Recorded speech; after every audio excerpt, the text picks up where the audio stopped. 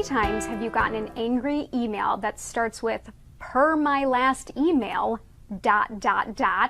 or you tried connecting to another employee and they became defensive or immediately shut down? When I ask this in a live training, literally every hand goes up, so you are not alone in this.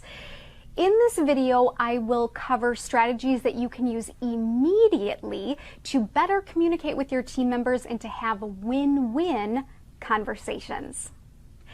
The first strategy I'm going to share with you is a very simple tweak, but it makes all the difference in having a positive engagement, even when you're talking about difficult topics like work performance or sales issues.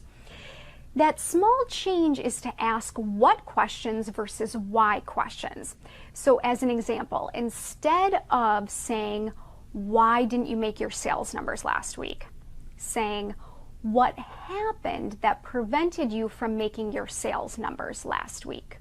Or, "Why did you lose that client? What happened that went wrong with the client and how can I help you through that?" Just as pure human nature, when we hear why, we immediately want to defend. That adrenaline kicks in, that cortisol or stress hormone starts coursing through our veins, and often we angrily outburst or we completely shut down. This strategy is very helpful for employees that you may connect with that struggle with anxiety as well. That what really opens them up for that positive dialogue. The second strategy is to replace "yes, but" with "yes, and." So perfect example. "Yes, I understand what you're saying, but I completely disagree with you." Instead, try, "Yes, I understand what you're saying, and I would like to share with you my thoughts on that."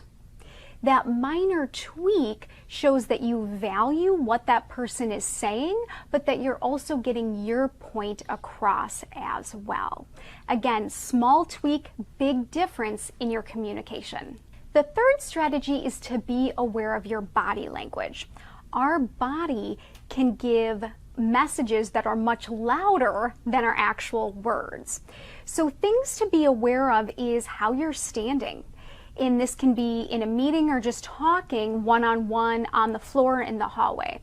So avoid crossing your arms or leaning in aggressively when you're either being passionate or angry. Instead, try to focus on remaining with good eye contact throughout the conversation, having a relaxed posture regardless of how you're feeling inside, and giving that person your full attention. We all know what it's like to walk into a room where it's just cold and people are turning away from us, not engaging, or you're in a frustrating meeting and you swear you can see the steam coming off people's heads and the anger level is up to here. That's a really great time to just check your nonverbals and figure out what message you're giving to the people that you're talking to.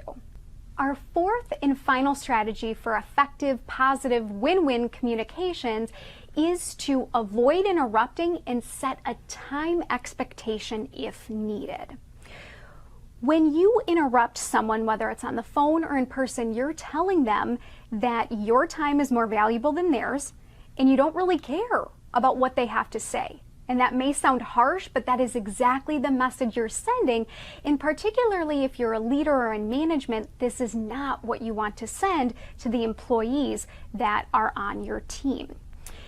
However, that said, we've all worked with employees or even possibly a family member where you get them on the phone and a 5-minute conversation turns into a 30-minute conversation, or a meeting that literally could take 10 minutes turns into an hour. So to also respect your time, one thing you can do is set a time expectation so everyone's on the same page. So an example would be, "Thank you for coming in today, and just so you know, I'm really busy. I only have 5 minutes, but I want to hear what you are struggling with, and then just give me some time at the end so I'll give you some thoughts." Or in a team meeting, for example, saying, Thanks for coming today, you guys. We have 30 minutes. I know we have a lot to cover. I'll go through agenda items 1 and 3. I'll leave 10 minutes at the end for any questions or comments because I really want to hear what your feedback is. Setting that expectations lets your employee or team member know that you value what they have to say and that you will make the time to hear them out. Thank you so much.